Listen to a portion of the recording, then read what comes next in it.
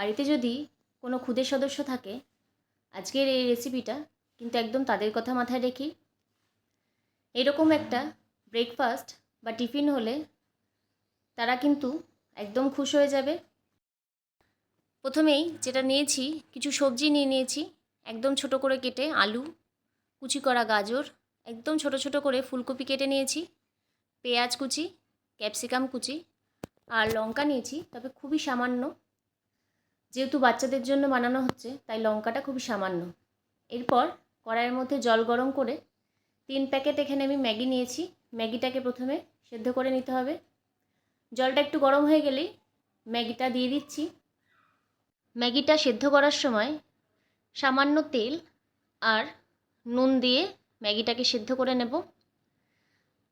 ম্যাগিটা সেদ্ধ হয়ে গেলে নামিয়ে ঠান্ডা জলে ধুয়ে সাইডে রেখে দেবো জলটা ঝরিয়ে। এরপর কড়াইয়ে আবারও তেল দিচ্ছি। তেলটা গরম হয়ে গেলে কুচি করে যে আলুটা কাটা, সে প্রথমে আলুটাকে ভেজে নেব। আলুটা একটু ভাজা হয়ে গেলে এর মধ্যে কুচি করে রাখা গাজরটাকে দিয়ে দেবো। আলু আর গাজরটাকে প্রথমে একটু ঢাকা দিয়ে ভেজে নিতে হবে। ঢাকাটা খুলে এর মধ্যে ছোট করে রাখা ফুলকপি সেটা দিয়ে দিচ্ছি। ফুলকপিটার সাথে আলুটাকে একটু ভালো করে ভেজে নিয়ে এর মধ্যে কেটে রাখা পেঁয়াজ আর ক্যাপসিকাম দিয়ে দেবো। ভালো করে এবার সব কিছু একসাথে মিশিয়ে নিয়ে ঢাকা দিয়ে এবার কিন্তু একটু ভেজে নিতে হবে, ফুলকপিটাও যাতে একটু নরম হয়ে যায়। ঢাকাটা খুলে এবার স্বাদ মতো নুন দেব। সবজিগুলো কিন্তু নরম হয়ে গেছে, সেদ্ধ হয়ে গেছে।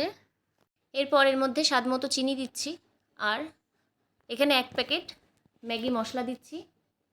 সব কিছু ভালো করে মিশিয়ে নিয়ে সেদ্ধ করে রাখা ম্যাগিটাকে দিয়ে দেবো। ম্যাগিটাকে দিয়ে ভালো করে এবার সবজির সাথে মশলার সাথে মিশিয়ে নিতে হবে। ভালো করে মিশিয়ে নিলেই কিন্তু ম্যাগিটা একদম রেডি। নামানোর আগে একটু উপর থেকে ধনেপাতা কুচি দিয়ে দেব।